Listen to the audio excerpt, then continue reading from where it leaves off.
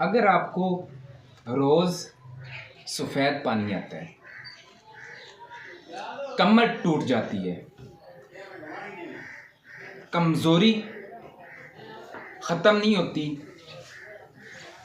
और सब test normal हैं, तो ये वीडियो आपके लिए बहुत ही मुफीद वीडियो है। आखिर तक इसको सुनिएगा।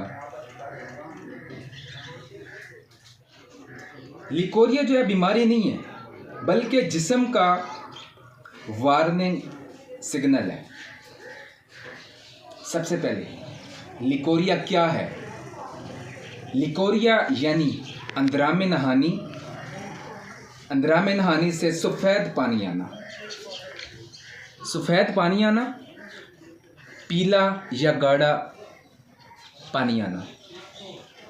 ये औरत में थोड़ा बहुत आना नॉर्मल हो सकता है,